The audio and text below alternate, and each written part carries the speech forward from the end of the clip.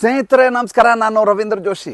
ನಮ್ಮ ಈ ಸಾಮಾಜಿಕ ಪರಿವಾರದ ಹಲವು ಸದಸ್ಯರು ಒಂದು ಅಭಿಪ್ರಾಯವನ್ನು ವ್ಯಕ್ತಪಡಿಸಿದ್ದಾರೆ. ಅದೇನಪ್ಪ ಅಂತಂದರೆ, ನೀವು ಇಷ್ಟೆಲ್ಲ ಕಷ್ಟಪಟ್ಟು ವಿಡಿಯೋಗಳನ್ನು ಮಾಡ್ತೀರಿ, ತುಂಬ ವಿಷಯಗಳನ್ನು ಕಲೆ ಹಾಕ್ತೀರಿ, ನಿಖರವಾಗಿ ಮಾಹಿತಿಯನ್ನು ಕೊಡ್ತೀರಿ, ಅದರಲ್ಲಿ ಎಲ್ಲ ರೀತಿಯದಾದಂಥ ಡಾಟಾ ಹೊಂದಿರ್ತೀರಿ. ಇಷ್ಟೆಲ್ಲ ಆದಾಗ್ಯೂ ಕೂಡ ನಿಮ್ಮ ಬಗ್ಗೆ ಕೆಟ್ಟದಾಗಿ ಟೀಕೆ ಮಾಡ್ತಾರೆ. ಈ ಟೀಕೆಗಳನ್ನ ನೋಡಿದಾಗ ನಮ್ಗೆ ಭಾಳ ನೋವಾಗುತ್ತೆ. ಅವರು ತಮಗೆ ಇಷ್ಟ ಇಲ್ಲ ಅಂದರೆ ಈ ಚಾನಲ್ನ ನೋಡೋದು ಬಿಟ್ಬಿಡ್ಬೋದು. ಅದು ಬಿಟ್ಟು ಈ ರೀತಿ ಕೆಟ್ಟದಾಗಿ ಯಾಕೆ ಕಮೆಂಟ್ ಮಾಡ್ತಾರೆ, ಅವಾಚ್ಯವಾಗೆಲ್ಲ ಬರೀತಾರಲ್ಲ, ಯಾಕೆ ನೀವು ಸುಮ್ಮನಿದ್ದೀರಿ, ಯಾಕೆ ಇದ್ರ ಬಗ್ಗೆ ಮಾತಾಡೋದಿಲ್ಲ, ದಯವಿಟ್ಟು ನೀವು ಮಾತನಾಡಿ.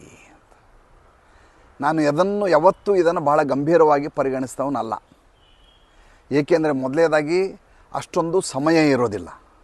ನಿತ್ಯ ಒಬ್ಬ ವ್ಯಕ್ತಿ ಇಷ್ಟೊಂದು ವಿಡಿಯೋಗಳನ್ನು ಮಾಡಬೇಕು ಅಂದರೆ ಎಷ್ಟು ಅಧ್ಯಯನ ಮಾಡಬೇಕು ಅಂತ ತಾವು ಸುಮ್ಮನೆ ಊಹಿಸಿಕೊಂಡು ನೋಡಿ. ನಾನು ಆ ಕಮೆಂಟ್ಗಳನ್ನು ಗಮನಿಸ್ತಾ ನನ್ನ ಮನಸ್ಸಿನ ಸ್ಥಿಮಿತವನ್ನು ಕಳ್ಕೊಂಡ್ರೆ ನಷ್ಟ ಆಗೋದು ನನ್ನ ಈ ವಿಡಿಯೋಗಳ ಮೇಲೆ ಅದರ ಪರಿಣಾಮ ಬೀರುತ್ತೆ ಅನ್ನುವಂಥ ಕಾರಣಕ್ಕೆ ಒಂದು. ಎರಡನೇದ್ದು, ಇದಕ್ಕೆಲ್ಲ ಮಾನಸಿಕವಾಗಿ ಸಿದ್ಧರಾಗಿಯೇ ನಾವು ಈ ಫೀಲ್ಡಿಗೆ ಬರಬೇಕಾಗಿದ್ದು ಅನಿವಾರ್ಯತೆ ಆಗಿರುತ್ತೆ. ಒಂದು ವಿಷಯವನ್ನು ನನ್ನ ಸಾಮಾಜಿಕ ಪರಿವಾರದ ಸದಸ್ಯರಿಗೆ ಹೇಳಲಿಕ್ಕೆ ಬಯಸೋದೇನೆಂದರೆ, ನಮಗೆ ಮೀಡಿಯಾ ಪಾರ್ಟ್ನರ್ಸ್ ಅಂತ ಕರೀತಾರೆ ಯೂಟ್ಯೂಬು, ಫೇಸ್ಬುಕ್ಕಲ್ಲಿ. ನಮಗೆ ಒಂದು ಆ್ಯಪನ್ನು ಕೊಟ್ಟಿರ್ತಾರೆ. ನಾನು ಯಾರ್ದು ಬೇಕೋ ಅವರ ವಿಡಿಯೋ ಮೆಸೇಜ್ಗಳನ್ನು, ಕಮೆಂಟ್ಗಳನ್ನು ಡಿಲೀಟ್ ಮಾಡ್ಬೋದು, ಮತ್ತು ಅವರು ನನ್ನ ವಿಡಿಯೋ ನೋಡಲಾರದ ಹಾಗೆ ಮಾಡ್ಬೋದು, ಬ್ಲಾಕ್ ಮಾಡ್ಬೋದು, ಅವ್ರ ಮೇಲೆ ರಿಪೋರ್ಟ್ ಮಾಡ್ಬೋದು. ಇವ್ರು ನಮ್ಮ ಬಗ್ಗೆ ಅವಾಚ್ಯವಾಗಿ ಯಾವಾಗಲೂ ಅದು ಕಮ್ಯುನಿಟಿ ಸ್ಟ್ಯಾಂಡರ್ಡ್ಸ್ ವೈಲೇಷನ್ ಮಾಡಬಾರ್ದು ಕಮೆಂಟ್ಗಳು ಅಂತ ಯೂಟ್ಯೂಬೇ ಕೆಳಗಡೆ ನಿಮ್ಗೆ ಹಾಕಿರುತ್ತೆ. ಕಮೆಂಟ್ ಮಾಡುವಾಗ ನೀವು ಕಮ್ಯುನಿಟಿ ಸ್ಟ್ಯಾಂಡರ್ಡ್ಸ್ ವೈಲೇಟ್ ಮಾಡಲಾರ್ದೆ ಕಮೆಂಟ್ ಮಾಡಿ ಅಂತಲೇ ಹಾಕಿರ್ತಾರೆ. ನೀವು ಗಮನಿಸಿದರೆ ಗೊತ್ತಾಗುತ್ತೆ. ಅದನ್ನು ಮೀರಿಯೂ ಬಹಳಷ್ಟು ಜನ ಅವಾಚ್ಯವಾಗಿ ನಿಂದನೆ ಮಾಡಿರ್ತಾರೆ. ನಾವು ಇಂಥ ಬರುವಂಥ ಏನು ಈ ಕಮೆಂಟ್ಗಳಿದಾವಲ್ಲ, ಈ ಕಮೆಂಟ್ಗಳನ್ನು ನಾವು ಡಿಲೀಟ್ ಮಾಡ್ಬೋದು ಅಥವಾ ಅದನ್ನು ಬ್ಲಾಕ್ ಮಾಡ್ಬೋದು. ಆಮೇಲೆ ಆ ವ್ಯಕ್ತಿಯನ್ನೇ ಈ ವಿಡಿಯೋ ನೋಡಲಾರ್ದ ಹಾಗೆ ಬ್ಲಾಕ್ ಮಾಡ್ಬೋದು. ನಾನು ಇದು ಯಾವುದನ್ನೂ ಮಾಡುವುದಿಲ್ಲ. ಯಾಕೆ ಮಾಡುವುದಿಲ್ಲ ಅಂದರೆ, ಈ ದೇಶದಲ್ಲಿ ಯಾವ ರೀತಿಯ ಜನ ಇದ್ದಾರೆ, ಯಾವ ವ್ಯಕ್ತಿ ಸಮಾಜಮುಖಿಯಾಗಿರಬೇಕು, ರಾಷ್ಟ್ರಹಿತದ ಬಗ್ಗೆ ಆಲೋಚನೆ ಮಾಡಬೇಕು, ಆತ ಹೇಗೆ ಗುಲಾಮ ಮನಸ್ಥಿತಿಯನ್ನು ಹೊಂದಿದ್ದಾನೆ ಅಂತ ಉಳಿದ ವೀಕ್ಷಕರಿಗೆ ಗೊತ್ತಾಗಲಿ ಅಂತ. ಡಿಲೀಟ್ ಮಾಡೋದು ಒಂದು ಕ್ಷಣದ ಕೆಲಸ. ನಮ್ಮ ಸಿಬ್ಬಂದಿ ವರ್ಗದವ್ರಿಗೆ ಹೇಳಿದರೆ ಯಾರ್ಯಾರು ನೆಗೆಟಿವ್ ಕಮೆಂಟ್ ಮಾಡ್ತಾಯಿದ್ದಾರೆ ಬ್ಲಾಕ್ ಮಾಡ್ತಾ ಹೋಗು ಅಂದರೆ ಒಂದು ದಿವಸದಲ್ಲಿ ಮಾಡಿಬಿಡ್ತಾರೆ. ನಾವು ಆ ಕೆಲಸವನ್ನು ಮಾಡಬಾರ್ದು. ನನಗೆ ಅದಕ್ಕಿಂತ ಹೆಚ್ಚು ಸಂತೋಷ ಏನಂದರೆ, ಈ ರೀತಿಯಾಗಿ ಯಾರು ನೆಗೆಟಿವ್ ಕಮೆಂಟ್ ಮಾಡ್ತಾರೆ, ನಕಾರಾತ್ಮಕವಾಗಿ ಟೀಕೆ ಮಾಡಿರ್ತಾರೋ ಅವರಿಗೆ ನಮ್ಮ ಸಾಮಾಜಿಕ ಪರಿವಾರದ ಸದಸ್ಯರೇ ಉತ್ತರವನ್ನು ಕೊಟ್ಟಿರ್ತಾರೆ. ನನ್ನ ಪರವಾಗಿ ಅವರು ಧ್ವನಿಯನ್ನು ಎತ್ತಾರೆ. ಅದಕ್ಕಿಂತ ಸಾರ್ಥಕ್ಯ ಆ ಜೀವನದಲ್ಲಿ ಇನ್ನೇನು ಬೇಕ್ರಿ. ಆಮೇಲೆ ನಿಂದಕರಿರಬೇಕು ಹಂದಿಗಳಿದ್ದ ಹಂಗೆ ಅಂಥೇಳಿ ದಾಸರು ಹೇಳಿದ್ದಾರೆ. ಈ ಥರ ನಿಂದನೆ ಮಾಡದೆ ಹೋದರೆ ನಾವೇನಾದರೂ ತಪ್ಪು ಮಾಡಿದ್ದು ನಮ್ಗೆ ಗೊತ್ತಾಗೋದು ಹೇಗೆ? ಬಹುಶಃ ನಾವೇ ಮೈ ಮರೆತು ಭ್ರಮಾಧೀನರಾಗಿ ತಪ್ಪು ವಿಷಯಗಳನ್ನು ಹೇಳ್ತಾ ಇರ್ಬೋದು. ಎಷ್ಟೋ ಸಲ ಎಷ್ಟೋ ತಪ್ಪುಗಳು ನಮ್ಮಿಂದ ಆಗಿರ್ತವೆ. ಈ ರೀತಿ ಕಮೆಂಟ್ ಮಾಡಿದಾಗ ನಮಗೆ ನಿಜ ಯಾವುದು ತಪ್ಪು ಯಾವುದು ಅಂತ ಗೊತ್ತಾಗತ್ತೆ. ಅದಕ್ಕೆ ನಾವು ಉದಾರವಾದ ಮನಸ್ಸನ್ನು ಇಟ್ಕೋಬೇಕು. ಎಲ್ಲವನ್ನು ಸ್ವೀಕರಿಸುವ ಮನಸ್ಥಿತಿ ಇರಬೇಕು. ನಮ್ಮ ಮನಸ್ಸಿಗೆ ಯಾವುದು ನಮ್ಮ ಸ್ಥಿಮಿತವನ್ನು ಕಳೆದುಕೊಳ್ಳುವಂಥ, ಚಿತ್ತ ವ್ಯಾಕುಲಗೊಳ್ಳುವಂಥ ಸಂದರ್ಭ ಬರುತ್ತೋ ಆವಾಗ ಬಿಟ್ಟುಬಿಡಬೇಕು. ಆ ರೀತಿಯ ಕಮೆಂಟ್ಗಳಿಗೆ ಹೆಚ್ಚು ತಲೆ ಕೆಡಿಸ್ಕೋಬೋದು, ತಲೆ ಕೆಡಿಸ್ಕೋಬಾರ್ದು. ಆದರೆ ನನ್ನ ಬಗ್ಗೆ ತೀರ ಕಳಕಳಿ ಹೊಂದಿರುವಂಥ, ಅಂತಃಕರಣ ಹೊಂದಿರುವಂಥ ಕೆಲವು ಸೋದರಿಯರು ಈ ಮಾತು ಹೇಳಿದ್ದಕ್ಕೆ ನಾನು ಇವತ್ತು ಉತ್ತರ ಕೊಡಬೇಕಾಯಿತು, ಇಷ್ಟು ಸಮಯವನ್ನು ವ್ಯಯಿಸಬೇಕಾಯಿತು. ದಯವಿಟ್ಟು ಕ್ಷಮಿಸಿ. ಬಹಳ ದಿವಸದಿಂದ ಒಂದು ವಿಚಾರವನ್ನು ತಮ್ಮ ಹತ್ರ ಮಾತಾಡ್ಬೇಕಂತ ಮಾಡಿದ್ದೆ. ಅದು ಯಾವುದು ಅಂದರೆ, ಕೆ ಅಣ್ಣಾಮಲೈಯವರು ಚುನಾವಣೆ ನಿಂತಿದ್ದಾರೆ. ಈ ಅರವಿಂದ್ ಕೇಜ್ರಿವಾಲ್ ಎನ್ನುವಂಥ ಅಪಸವ್ಯದ ಕುರಿತು ಮಾತನಾಡಿ ಮುಖ್ಯ ವಿಚಾರಗಳನ್ನು ನಾವು ಮಾತಾಡಲಿಕ್ಕೆ ಸಮಯವೇ ಆಗೋದಿಲ್ಲ. ಎಷ್ಟೊಂದು 543 ಕಾನ್ಸ್ಟಿಟ್ಯೂಯೆನ್ಸಿಯಲ್ಲಿ ನಾನು ಕಡಿಮೆ ಅಂದರೂ ಒಂದು 50ರಿಂದ 60 ಕಾನ್ಸ್ಟಿಟ್ಯೂಯೆನ್ಸಿ ವಿಶೇಷವಾದಂಥ ಕ್ಯಾಂಡಿಡೇಟ್ಗಳಿರುವಂಥ ಕಾನ್ಸ್ಟಿಟ್ಯೂಯೆನ್ಸಿ ಬಗ್ಗೆ ಮಾತಾಡಬೇಕು ಅಂತಲೇ ಮೊದಲಿಂದ ತೀರ್ಮಾನ ಮಾಡ್ಕೊಂಡವು ನಾನು. ಆದರೆ ಯಾವ ಮಟ್ಟಿನ ಗ್ರಹಣ ಹಿಡಿತು ಅಂದರೆ, ಅರವಿಂದ್ ಕೇಜ್ರಿವಾಲ್ ಬಂದ ಮೇಲೆ ನನ್ನ ಸಂಪೂರ್ಣ ಚಿತ್ತ ಆ ಕಡೆ ತಿರುಗಿಬಿಡ್ತೀವಿ. ಅನಿವಾರ್ಯ ಅದು. ಯಾಕೆಂದರೆ ಅದು ನಡೀತಾ ಇರುವಂಥ ವಿದ್ಯಮಾನ. ನನ್ನ ವೀಕ್ಷಕರಿಗೆ ಆ ವಿಚಾರಗಳನ್ನು ಹೇಳಲೇಬೇಕು. ಹೇಳದೆ ಹೋದರೆ ಸುದ್ದಿಯಿಂದ ವಂಚಿತರಾಗ್ತಾರೆ. ಯಾಕಂದರೆ ಮುಖ್ಯವಾಗಿ ನಡೀತಾ ಇರುವಂಥ ವಿಚಾರ ಅದು. ಅರವಿಂದ್ ಕೇಜ್ರಿವಾಲ್ ಎನ್ನುವಂಥ ಪ್ರಭೃತಿ ಈ ದೇಶದಲ್ಲಿ ನಮ್ಮಲ್ಲಿ ಕನಸುಗಳನ್ನು ಬಿತ್ತಿ ಈ ರೀತಿ ಆತ ತಾನು ನೈತಿಕ ದಿವಾಳಿತನವನ್ನು ತೋರಿಸ್ತಾ ನಮ್ಮೆಲ್ಲರಿಗೆ ಈ ರೀತಿಯ ಮೋಸ ಮಾಡಿದ್ನಲ್ಲ ಅಂತ, ವಂಚನೆ ಮಾಡಿದ್ನಲ್ಲ ಅನ್ನುವಂಥ ಕಾರಣಕ್ಕೋಸ್ಕರ ಇಷ್ಟು ವಿಡಿಯೋ ಮಾಡ್ತಾ ಇರೋದು. ನಾನು ತುಂಬ ನಂಬಿದಂಥ ವ್ಯಕ್ತಿ ಯಾರಾದರೂ ಇದ್ದರೆ ಅದು ಅರವಿಂದ್ ಕೇಜ್ರಿವಾಲ್. ಅರವಿಂದ್ ಕೇಜ್ರಿವಾಲ್ ಅವರು ಏಪ್ರಿಲ್ 5ನೇ ತಾರೀಕಲ್ಲಿಂದ ಅನ್ಷನ್ ಶುರು ಮಾಡಿದಾಗ 2011ರಲ್ಲಿ ನನ್ನಂಥ ಸಂತೋಷಪಟ್ಟವ್ರು, ಸಂಭ್ರಮಪಟ್ಟವ್ರು ಯಾರಿಲ್ಲ. ಈ ಕಾಂಗ್ರೆಸ್ನವ್ರಿಗೆ ಯಾರೂ ಇಲ್ವಾ ಸರಿಯಾಗಿ ಏಟ್ ಕೊಡೋಕ್ಕೆ ಅಂತ ಅವತ್ತು ಯೋಚನೆ ಮಾಡ್ತಾ ಇದ್ದಂಥ ಸಂದರ್ಭ, ಯೌವನ. ಆಗ ಬಂದಂಥ ವ್ಯಕ್ತಿ ಆತನ ಬಗ್ಗೆ ನಿರೀಕ್ಷೆ ಇಟ್ಕೊಂಡು ಈ ರೀತಿ ಹುಸಿ ಆಯ್ತಲ್ಲ ಅನ್ನುವಂಥ ಕಾರಣಕ್ಕೋಸ್ಕರ ಆತನನ್ನು ಎಕ್ಸ್ಪೋಸ್ ಮಾಡಲಿಕ್ಕೆ ಪ್ರತಿಯೊಂದು ವಿಷಯವನ್ನು ನೋಡಿ, ಬೇರೆ ಯಾವ ವಾಹಿನಿಯವರು ನಮ್ಮ ಸುದ್ದಿಗಳನ್ನು ಅವ್ರ ಬಗ್ಗೆ ಕೊಡ್ತಾ ಇಲ್ಲ.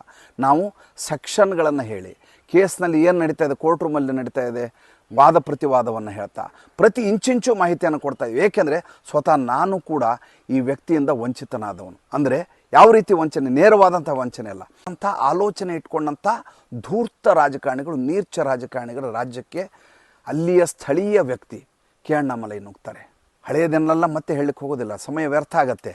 ಹೆಣ್ಮಕ್ಕಳ ಬಗ್ಗೆ ಹೇಳೋದಿಲ್ಲ. ಅದು ಉದ್ಘಾಟನೆ ಆಗಿದ್ದರಿಂದ ಹಿಡಿದು ಇಲ್ಲಿವರೆಗೂ ನಡೆದಂಥ ಬೆಳವಣಿಗೆಯನ್ನು ಎಲ್ಲವನ್ನೂ ಹೇಳಿದ್ದೇನೆ. ಅಮಿತ್ ಶಾ ಅವತ್ತು ಉದ್ಘಾಟನೆ ಮಾಡಿದರು, ಕೊನೆಗೆ ನರೇಂದ್ರ ಮೋದಿ ಅದರ ಸಮಾರೋಪ ಮಾಡಿದರು, ಜನಸಾಗರ ಇತ್ತು, ಎಲ್ಲವನ್ನೂ ಹೇಳಿದ್ದೇನೆ. ಮತ್ತೆ ಅದನ್ನು ಚರ್ಚೆ ಮಾಡಿದರೆ ತಮ್ಮ ಸಮಯ ವ್ಯರ್ಥ, ನಂದು ಸಮಯ ವ್ಯರ್ಥ. ಈಗ ಚುನಾವಣೆ ವಿಚಾರಕ್ಕೆ ಬರೋಣ. ಈತನನ್ನು ಕೊಯಮತ್ತೂರು ಕಾನ್ಸ್ಟಿಟ್ಯೂಯೆನ್ಸಿಯಲ್ಲಿ ಲೋಕಸಭಾ ಚುನಾವಣೆಗೆ ನಿಲ್ಲಿಸಿದ್ದಾರೆ. ನಾನು ಆ್ಯಕ್ಚುಲಿ ಈ ಮನುಷ್ಯನನ್ನು ಮುಂದೆ ಬರುವಂಥ 2025 ವಿಧಾನಸಭಾ ಚುನಾವಣೆಯಲ್ಲಿ ಮುಖ್ಯಮಂತ್ರಿ ಹುದ್ದೆಗೆ ಈತನನ್ನು ಆಯ್ಕೆ ಮಾಡ್ತಾರೆ, ಈ ಸಲ ಹೋರಾಟ ಮಾಡುವಂತ ಬಿಡ್ತಾರೆ ಅಂತ ಮಾಡಿದ್ದೆ. ಆದರೆ ನರೇಂದ್ರ ಮೋದಿಯವರ ಲೆಕ್ಕಾಚಾರ ಬೇರೆ ಇರುತ್ತೆ. ನಾನು ಯಾವಾಗಲೂ ಹೇಳ್ತೀನಿ, ನಮ್ಮ ಆಲೋಚನೆಯ ಬಿಂದು ಎಲ್ಲಿ ಕೊನೆಯಾಗುತ್ತದೋ ಅಲ್ಲಿ ನರೇಂದ್ರ ಮೋದಿಯವರ ಆಲೋಚನೆ ಶುರುವಾಗುತ್ತದೆ ಅಂತ. ಆ ನಿಟ್ಟಿನಲ್ಲಿ ತನ್ನ ಮಂತ್ರಿಮಂಡಲದಲ್ಲಿ ಈ ರೀತಿಯ ಯುವ ಪೀಳಿಗೆ ಇರಲಿ ಅನ್ನುವಂಥ ಕಾರಣಕ್ಕೋಸ್ಕರ ಬಹುಶಃ ಕೊಯಮತ್ತೂರಿಗೆ ಇವ್ರನ್ನ ನಿಲ್ಲಿಸಿರಬಹುದು, ಕೆ ಅಣ್ಣಾಮಲೈ ಅವ್ರನ್ನ. PhD ಅನ್ನುವಂಥ ಕಾಲೇಜ್ನಲ್ಲಿ ಈತ ಟೆಕ್ನಾಲಜಿ BTech ಮಾಡಿದಂಥ ಮನುಷ್ಯ. ಮಜಾ ನೋಡಿ, ಅದೇ ಕಾಲೇಜಿನಲ್ಲಿ ಇವ್ರ ಜೊತೆನೇ ಓದಿದಂಥ ವ್ಯಕ್ತಿ ಇವರಿಗೆ ಎದುರುಗೇರಿ ಚುನಾವಣೆ ನಿಲ್ತಾರೆ. ಈತ ಟೆಕ್ನಾಲಜಿ ಅಲ್ಲಿ ನೋಡಿ, ಕೊಯಮತ್ತೂರು ವಿಶೇಷತೆ ಏನಪ್ಪ ಅಂತಂದರೆ ಅತ್ಯಂತ ಧಾರ್ಮಿಕವಾಗಿ ಭಾಳ ಸೂಕ್ಷ್ಮಾತಿ ಸೂಕ್ಷ್ಮ ಜಾಗ. ಅಲ್ಲಿ ಬಾಂಬ್ ಬ್ಲಾಸ್ಟ್ ಆಗಿದ್ದ ಬಗ್ಗೆ ನಿಮ್ಗೆ ಹಿಂದೆ ಹೇಳಿದ್ದೀನಿ ನಾನು. ಅದೇ ಕೊಯಮತ್ತೂರಲ್ಲಿ ವೈವಿಧ್ಯಮಯ ಇರುವಂಥ ಲೋಕಸಭಾ ಕಾನ್ಸ್ಟಿಟ್ಯೂನ್ಸಿ, 19,58,000 ಮತದಾರ ಇರುವಂಥ ರಾಜ್ಯ ಅದು, ಲೋಕಸಭಾ ಕ್ಷೇತ್ರ ಅದು. ಹೋದ ಸಲ 12.5 ಲಕ್ಷ ಮತದಾನ ಆಗಿತ್ತಲ್ಲಿ. CPIನಿಂದ ಕ್ಯಾಂಡಿಡೇಟ್ ಗೆದ್ದಿರೋದು, ನಟರಾಜ್ ಅಂತೇಳಿ ಗೆದ್ದಿರೋದು, DMK ಬೆಂಬಲ ತೆಗೆದುಕೊಂಡು ಗೆದ್ದಿರುವಂಥದ್ದು. ಅಲ್ಲಿ ಮಯೂರು ಗಣಪತಿ ರಾಜಕುಮಾರ್ ಅಂತ ಈ ಸಲ ಕ್ಯಾಂಡಿಡೇಟ್. ಈತ ಎಕ್ಸ್ ಮೇಯರ್, ಕೊಯಮತ್ತೂರನೇ ಮೇಯರ್ ಆಗಿದ್ದಂಥ ಮನುಷ್ಯ. ಈ ಬಾರಿ DMKಯಿಂದ ಸ್ಪರ್ಧಿಸ್ತಾ ಇದ್ದಾರೆ. ಇನ್ನೊಬ್ಬ ವ್ಯಕ್ತಿ AIADMKಯಿಂದ ನಿಂತಿದ್ದಾರಲ್ಲ, ಆ ವ್ಯಕ್ತಿ ಕೂಡ ರಾಮಚಂದ್ರನ್ ಅಂತೇಳಿ ಅವ್ರ ಹೆಸರು, ಸಿಂಘೈ ರಾಮಚಂದ್ರನ್ ಅಂತ. ಈ ಸಿಂಘೈ ರಾಮಚಂದ್ರನು ಮತ್ತು ಈ ಅಣ್ಣಾಮಲೈ ಇದ್ದಾರೆ, ಇಬ್ಬರು ಕ್ಲಾಸ್ಮೇಟ್ಸು. ಇಲ್ಲಿ ಒಂದೇ ಕ್ಲಾಸ್ಮೇಟ್ಸ್ ಅಲ್ಲ, ಮುಂದೆ ಇವರು IIM ಮಾಡ್ತಾರಲ್ಲ, ಅವಾಗ ಕೂಡ ಇಬ್ಬರು ಒಟ್ಟಿಗೆ ಓದ್ತಾರೆ. ನೋಡಿ ಎಷ್ಟು ಮಜಾ ಇದೆ. ಆದರೆ ಈ ಬಾರಿ ಸೆಣಸಾಟ ಇರೋದು ಇಬ್ಬರ ಮಧ್ಯೆ. ಒಂದು ಮಯೂರ ಗಣಪತಿ ರಾಜ್ಕುಮಾರ್ DMKಯಿಂದ, ಇನ್ನಿಲ್ಲದ ಹಾಗೆ ಸೆಣಸ್ತಾ ಇದ್ದಾರೆ ಸ್ಟಾಲಿನ್ ಅವರು. ಹೇಗೆ ಅಂದರೆ ಹೇಗಾದರೂ ಮಾಡಿ ಸಲ ಗೆಲ್ಲೇಬೇಕು ನಾವು ಅಂತ ಪಣ ತೊಟ್ಬಿಟ್ಟಿದ್ದಾರೆ. ಈ ಕಡೆ ಸ್ವತಃ ಅವರ ಸಹಪಾಠಿ ಇದ್ದಾರೆ, ಜೊತೆಗೆ ಓದ್ದವರು. ಈ ಕಡೆ ಅಣ್ಣಾಮಲೈ ಇದ್ದಾರೆ. ಅಣ್ಣಾಮಲೈ ಅವರ ಜನಾಕರ್ಷಣೆ ಹೇಗಿದೆ ಅಂದರೆ, ಕೊಯಮತ್ತೂರು ಒಟ್ಟು 5 ಕಾನ್ಸ್ಟಿಟ್ಯೂನ್ಸಿ ಬರ್ತಾವಲ್ಲಿ. ಯಾವುದೇ ವಿಧಾನಸಭಾ ಕಾನ್ಸ್ಟಿಟ್ಯೂನ್ಸಿ 5 ವಿಧಾನಸಭಾ ಕಾನ್ಸ್ಟಿಟ್ಯೂನ್ಸಿ ಸೇರಿ ಆಗಿದ್ದಂಥದ್ದು. ಹೋದರೂ ಜನ ರಾಶಿಯಾಗಿ ನುಗ್ತಾ ಇದ್ದಾರೆ. ಯಾಕೆ ಹೀಗಾಗಿದೆ, ಅದು ಭಾಳ ಮುಖ್ಯವಾದಂಥ ವಿಚಾರವನ್ನು ಇವತ್ತು ನಿಮ್ಗೆ ಹೇಳಬೇಕು. ಯಾಕೆ ಹೀಗಾಗಿದೆ ಅಂತಂದರೆ, ಅಲ್ಲಿ ಇಷ್ಟರವರೆಗೂ ನಡೆದಂಥ ರಾಜಕಾರಣವನ್ನು ನೋಡಬೇಕು. ಅದನ್ನು ಕೂಡ ಕ್ಲುಪ್ತವಾಗಿ ಹೇಳ್ತೀನಿ. 1967ರವರೆಗೂ ಕಾಂಗ್ರೆಸ್ ಆಳಿದ್ದಲ್ಲಿ ಕಾಮರಾಜ್ ಅವರು ಮುಖ್ಯಮಂತ್ರಿ ಆಗಿದ್ದರು. ಅದಾದ ಮೇಲೆ ಅಣ್ಣಾದೊರೈ ಬರ್ತಾರೆ. ಅಣ್ಣಾದೊರೈ ನಂತರ ಇಲ್ಲಿವರೆಗೂ 67ರಿಂದ ಇಲ್ಲಿವರೆಗೂ ಒಟ್ಟು ಬಂದಂಥ ಮುಖ್ಯಮಂತ್ರಿಗಳ ಸಂಖ್ಯೆ 5, ಒಬ್ಬ ಹಂಗಾಮಿ ಸೇರಿದ್ರೆ 6 ಅನ್ಕೊಳ್ಳಿ. 5 ಜನ ಇಡೀ ರಾಜ್ಯವನ್ನು ಪರ್ಯಾಯದಲ್ಲಿ ಆಳೋದು. ಒಂದು ಸಲ AIADMK, ಒಂದು ಸಲ DMK, ಒಂದು ಸಲ AIADMK, ಒಂದು ಸಲ DMK. ಎಲ್ಲರದು ದ್ರಾವಿಡ ಮನೋಭಾವನೆ. ನೀವು ಅಲ್ಲಿಂದ ನೋಡ್ಕೋದು ಬನ್ನಿ. ಅಣ್ಣಾದೊರೈ ಆಗ್ತಾರೆ, ಅಣ್ಣಾದೊರೈ ಅದಕ್ಕೂ MGR ಆದ್ಕೊಳ್ಳಿ ಕರುಣಾನಿಧಿ ಆದ ತಕ್ಷಣ ಕರುಣಾನಿಧಿ ಬರ್ತಾರೆ, ಕರುಣಾನಿಧಿ ಆದಮೇಲೆ MGR ಬರ್ತಾರೆ, ಅದಾದಮೇಲೆ ಜಯಲಲಿತಾ ಬರ್ತಾರೆ. ಈಗ MK ಸ್ಟಾಲಿನ್ ಬಂದು ಕೂತಿದ್ದಾರೆ, ಅಂದರೆ ಕರುಣಾನಿಧಿಯ ಮಗ. ಇಷ್ಟು ಜನರನ್ನ ಬಿಟ್ಟು ಹೊಸ ಹೊಳಹು ಆ ರಾಜ್ಯದಲ್ಲಿ ಬರಲೇ ಇಲ್ಲ. ಮತ್ತು ಹೊಸ ಆಲೋಚನೆ ಕಡೆಗೆ ಮತದಾರರನ್ನ ಕಳ್ಕೊಂಡು ಹೋಗುವಂಥ ಪ್ರಯತ್ನವನ್ನು ಯಾರೂ ಮಾಡಲೇ ಇಲ್ಲ. ಇಡೀ ರಾಷ್ಟ್ರದಿಂದ ಭಿನ್ನವಾಗಿ ಒಂದು ದ್ವೀಪವನ್ನಾಗಿ ಸೃಷ್ಟಿಸಿದ್ದು, ಚಿತ್ರಿಸಿದ್ದು, ಬೆಳೆಸಿದ್ದು ಅಲ್ಲಿಯ ಧೂರ್ತ ರಾಜಕಾರಣಿಗಳು. ರಾಷ್ಟ್ರ ರಾಜಕಾರಣ ಅಂತಂದರೆ ಅದು ಹಿಂದಿ ವಾಲಾಗಳದ್ದು, ನಮಗೂ ಅವ್ರಿಗೂ ಸಂಬಂಧ ಇಲ್ಲ. ಉತ್ತರ ಭಾಗದವರು ಈ ದೇಶವನ್ನು ಆಳ್ತಾ ಇದ್ದಾರೆ, ನಮಗೆ ಮೋಸ ಮಾಡ್ತಾ ಇದ್ದಾರೆ, ಇವ್ರದ್ದೆಲ್ಲ ಮಲತಾಯಿ ಧೋರಣೆ, ಇವರಿಂದ ನಾವು ಕಿತ್ಕೋಬೇಕು, ಇಲ್ಲದೆ ಹೋದರೆ ದೇಶವನ್ನು ಇವರೇ ಆಳ್ತಿರ್ತಾರೆ, ತಮಿಳುನಾಡಿಗೆ ಏನು ಸಿಗೋದೇ ಇಲ್ಲ. ಈ ರೀತಿಯಾಗಿ ಹೇಗೆ ಪಾಕಿಸ್ತಾನದಲ್ಲಿ ಕಾಶ್ಮೀರದ ಹೆಸರು ಹೇಳಿಕೊಂಡು ಪಾಕಿಸ್ತಾನದ ರಾಜಕಾರಣಿಗಳು ಜೀವನ ಮಾಡಿದರು. ಕಾಶ್ಮೀರ ಹಮಾರಾ ಹೇ, ಭಾರತ್ ನೇ ಉಸ್ಕೋ ಉಡಾಕಿ ಲೇಕೆ ಚಲಾ ಗಯಾ ಅಂತೇನು ಹೇಳ್ತಾರಲ್ಲ, ಕಾಶ್ಮೀರ ಪಾಕಿಸ್ತಾನದ್ದಂತೆ, ಭಾರತದವ್ರು ಎತ್ಕೊಂಡು ಹೋಗ್ಬಿಟ್ರಂತಂದು.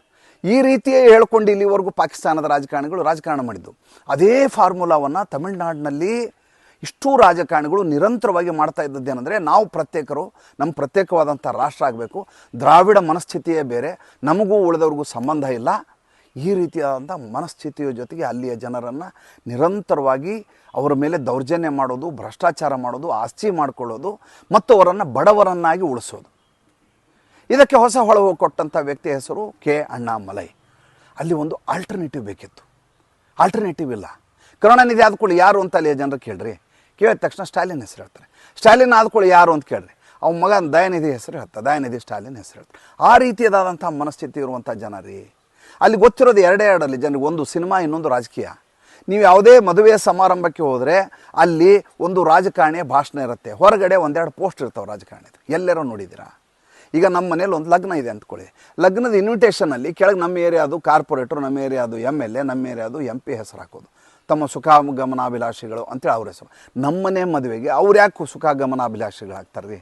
ಈ ರೀತಿಯಾದಂಥ ಅಮಾಯಕ ಜನರು, ರಾಜಕೀಯದವ್ರನ್ನ ತಲೆ ಮೇಲೆ ಇಟ್ಕೊಂಡು ಮೆರವಣಿಗೆ ಮಾಡಿದವರು, ಇವತ್ತು ಅವರಿಗೆ ವಿಕಲ್ಪ ಸಿಗ್ತಾ ಇದೆ, ಆಲ್ಟರ್ನೇಟಿವ್ ಸಿಗ್ತಾ ಇದೆ.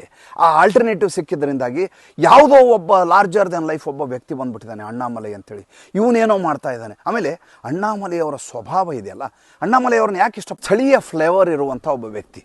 ಆ ಮಾಧುರ್ಯವನ್ನು, ತನ್ನ ಭಾಷೆಯ ಮೂಲಕ ಮಾಧುರ್ಯವನ್ನು ಕೊಡಬಲ್ಲ, ಅಂತಃಕರಣವನ್ನು ಕಲಕಬಲ್ಲಂಥ, ಅವರಿಗೆ ಸ್ಪಂದಿಸಬಲ್ಲಂಥ, ನಿಮ್ಮೊಳಗೊಬ್ಬ ನಾನು ಅಂತ ಹೇಳಬಲ್ಲಂಥ, ನಿಮ್ಮ ಧ್ವನಿಗೆ ಧ್ವನಿ ಆಗ್ತೀನಿ ಅಂತ ಹೇಳುವಂಥ, ನಿಮ್ಮ ನೋವು ನಲಿವು ಆಸೆ ನಿರಾಸೆ ದುಃಖಗಳಿಗೆಲ್ಲ ನಾನು ಸ್ಪಂದಿಸ್ತೀನಿ ಅಂತ ಹೇಳುವಂಥ, ಅವರ ಮಧ್ಯೆ ನುಗ್ಗುವಂಥ, ಅವರ ಮಗುವನ್ನು ಎತ್ತಿಕೊಳ್ಳುವಂಥ, ಅವರ ಮನೆಯಲ್ಲಿ ತಣ್ಣಿ ಕೊಡಮ್ಮ ಅಂಥೇಳಿ ತಣ್ಣಿ ಕುಡಿಯುವಂಥ ವ್ಯಕ್ತಿ ಅವರಿಗೆ ಬೇಕಾಗಿತ್ತು. ರಾಜಕಾರಣಿಗಳು ಅಂದರೆ ಲೌಡ್ ಸ್ಪೀಕರ್ ಇಟ್ಕೊಂಡು ಸ್ಟೇಜ್ ಮೇಲೆ ಭಾಷಣ ಮಾಡುವಂಥ ವೀರಾಧಿ ವೀರರಲ್ಲ. ನಿಮ್ಮ ಮಧ್ಯೆ ಎನ್ನ ಮಕ್ಕಳು, ನನ್ನ ಮಕ್ಕಳು ನೀವು ಅಂತ ಹೇಳುವಂಥ ರಾಜಕಾರಣಿ ಬೇಕಾಗಿತ್ತು ಅವ್ರಿಗೆ. ಯಾರು ಬೇಕಾಗಿತ್ತು ಅಂತ ಅವ್ರಿಗೆ ಗೊತ್ತೇ ಇರಲಿಲ್ಲ. ಒಂದು ಸಿನಿಮಾ ನೋಡ್ತೀವಿ, ಸಿನಿಮಾ ಚೆನ್ನಾಗಿಲ್ಲ ಅಂತೀವಿ. ಸಿನಿಮಾದಲ್ಲಿ ಏನು ಕಡಿಮೆ ಇದೆ, ಏನೇನು ಲೋಪಗಳು ಅಂತ ಕೇಳಿದಾಗ ನಮ್ಗೆ ಹೇಳಲಿಕ್ಕೆ ಬರೋಲ್ಲ. ಸಂಗೀತ ಸರಿ ಇಲ್ವಾ, ಛಾಯಾಗ್ರಹಣ ಸರಿ ಇರಲಿಲ್ವಾ, ಆ್ಯಕ್ಟಿಂಗ್ ಸರಿ, ನಮ್ಗೆ ಗೊತ್ತಾಗಲ್ಲ. ಸರಿ ಇಲ್ಲ ಅಷ್ಟೇ. ಅದು ಸರಿ ಇದೆ ಅಂದರೆ ಏನು ಸರಿ ಇದೆ, ಎಲ್ಲವೂ ಸರಿ ಇದೆ. ಸರಿ ಇಲ್ಲದೇ ಇದ್ದಾಗ ಯಾವ್ದು ಸರಿ ಇಲ್ಲ ಅಂತ ಗೊತ್ತಾಗಬೇಕು. ರಾಜಕಾರಣಿ ವಿಷಯದಲ್ಲಿ ತಮಿಳ್ನಾಡಿನಲ್ಲಿ ಆಗಿದ್ದು ಅದೇ. ಏನಂದರೆ ಇವರು ಸರಿ ಇಲ್ಲ ಅಂತ ಗೊತ್ತು, ಇವರಿಂದ ನಮ್ಮ ಜೀವನ ಉದ್ಧಾರ ಆಗ್ತಾ ಇಲ್ಲ. 2 ಇಡ್ಲಿ ಸಾಂಬಾರು ಕೊಟ್ಟು ಜಯಲಲಿತಾ ಜೀವನ ಮಾಡ್ಕೊಂಡ್ಬಿಟ್ರು, ಕ್ಯಾಂಟೀನ್ ಮಾಡಿಕೊಂಡು, ಅಮ್ಮ ಕ್ಯಾಂಟೀನ್ ಅಂತ. ಇವ್ರು ನೋಡಿದರೆ ಕೋಟಿಗಟ್ಟಲೆ ಆಸ್ತಿ ಮಾಡಿದರೆ ಎಲ್ಲ ಸಿಗಾಕೋತಾ ಇದ್ದಾರೆ. ಆಗ ನಮ್ಗೆ ಆಲ್ಟರ್ನೇಟಿವ್ ಏನು? ಆಲ್ಟರ್ನೇಟಿವ್ ಏನು ಅಂತ ಬಂದಾಗ ಈ ದುರಂಧರ ವ್ಯಕ್ತಿ ಕಾಣಿಸ್ತಾರೆ ಕಣ್ಣೆದುರಿಗೆ, ಅಣ್ಣಾಮಲೈ. ಅಣ್ಣಾಮಲೈ ಎಷ್ಟು ವ್ಯಾಪಕವಾಗಿ ಪ್ರಚಾರ ಮಾಡ್ತಾ ಇದ್ದಾರೆ ತಮಿಳ್ನಾಡಿನಲ್ಲಿ ಅಂದರೆ, ಯಾವ ತಮಿಳ್ನಾಡಿನಲ್ಲಿ ನಿರಂತರವಾಗಿ ಭಾರತೀಯ ಜನತಾ ಪಕ್ಷದ ಸಮಸ್ಯೆ ಏನಂದರೆ, ಭಾರತೀಯ ಜನತಾ ಪಕ್ಷ ಪಂಜಾಬ್ಗೆ ಹೋದರೆ ಅಲ್ಲಿ ಅಕಾಲಿದಳ ಜೊತೆ ಇವರ ಸಖ್ಯ. ಅಕಾಲಿದಳಿಗೆ ಬೆಲೆ ಇಲ್ಲ. ಸ್ವತಂತ್ರವಾಗಿ ಹೋರಾಟ ಮಾಡಲಿಕ್ಕೆ ಅಲ್ಲಿ ನಾಯಕರಿಲ್ಲ, ಸಂಘಟನೆ ಇಲ್ಲ. ತಮಿಳ್ನಾಡಿನಲ್ಲಿ ಸಂಘಟನೆಯೇ ಇಲ್ಲ. ಇರುವಂಥ ಕೆಟ್ಟ ದುಷ್ಟ ಭ್ರಷ್ಟ ರಾಜಕಾರಣದಲ್ಲಿ ಯಾರು ಬೆಟ್ರ್ ಇದ್ದಾರೆ ಅವ್ರ ಜೊತೆ ಅಲಯನ್ಸ್ ಮಾಡೋದು. ಮಾಡಿದಾಗೆಲ್ಲ ಫೇಲ್ಯೂರು. AIADMK ಜೊತೆ ಸೇರ್ಕೊಳ್ತದೆ. AIADMK ಮುಖರಹಿತವಾದಂಥ ಪಕ್ಷ. ಈ ಬಾರಿ ಒಂದೇ ಮಾತಿಗೆ ಚಾಟಿ ಬೀಸ್ತಾರೆ ಅಣ್ಣಾಮಲೈ. ನೀವೇನಾದರೂ AIADMK ಜೊತೆ ಮಾಡೋದಾದರೆ, ಸಖ್ಯ ಮಾಡೋದಾದರೆ, ಮೈತ್ರಿ ಮಾಡೋದಾದರೆ, ಹಂಚ್ಕೊಳ್ಳೋದಾದರೆ ನೀವು ಮಾಡಿ, ನನ್ನ ಕರಿಬೇಡಿ, ನಾನು ಬರಲ್ಲ ಅಂತ ಸ್ವತಃ ಅಮಿತ್ ಶಾ ಹೇಳ್ತಾರೆ, ನರೇಂದ್ರ ಮೋದಿ ಹೇಳ್ತಾರೆ. ಈ ರೀತಿ ಹೇಳಿದವ್ರನ್ನ ಇಲ್ಲಿವರೆಗೆ ಕೇಳೇ ಇಲ್ಲ. ಮೊಟ್ಟ ಮೊದಲೇ ವ್ಯಕ್ತಿ, ನಾನು ಭಾಳ ಇಷ್ಟಪಟ್ಟಂಥ ವ್ಯಕ್ತಿ. ಅದರ ಫಲಶ್ರುತಿಯಾಗಿ ಇವತ್ತು ಸ್ವತಂತ್ರವಾಗಿ ಭಾರತೀಯ ಜನತಾ ಪಕ್ಷ ಹೋರಾಟಕ್ಕೆ ಇಳಿದಿದೆ. ನಿಜಕ್ಕೂ ನಿರೀಕ್ಷೆಯನ್ನು ಮೀರಿದಂಥ ಫಲಿತಾಂಶವನ್ನು ದಕ್ಷಿಣದಲ್ಲಿ ತಮಿಳುನಾಡಿನಲ್ಲಿ, ಕರ್ನಾಟಕ ಇದ್ದೇ ಇದೆ ಬಿಡಿ, ಕರ್ನಾಟಕ ನಂಬರ್ 1 ಇಂತ ದಕ್ಷಿಣ ಭಾರತ ಭಾರತೀಯ ಜನತಾ ಪಕ್ಷಕ್ಕೆ. ತಮಿಳುನಾಡು ಆ ಸ್ಥಾನಕ್ಕೆ ಬರುತ್ತೆ. ಕಾರಣ ಒನ್ ಆ್ಯಂಡ್ ಓನ್ಲಿ ಅಣ್ಣಾಮಲೈ. ಏನಾಗುತ್ತೆ ಮತ್ತೆ ಮಾತಾಡ್ತೀನಿ. ಸಂಚಿಕೆ ಇಷ್ಟ ಆಗಿದ್ದರೆ ಲೈಕ್ ಮಾಡಿ, ಫಾಲೋ ಮಾಡಿ, ಶೇರ್ ಮಾಡಿ. ನಮ್ಮ ಮುಕ್ತ ಪತ್ರಿಕೋದ್ಯಮಕ್ಕೆ ದಯವಿಟ್ಟು ಆರ್ಥಿಕವಾಗಿ ಬೆಂಗಾವಲಾಗಿ. ನಮಸ್ಕಾರ.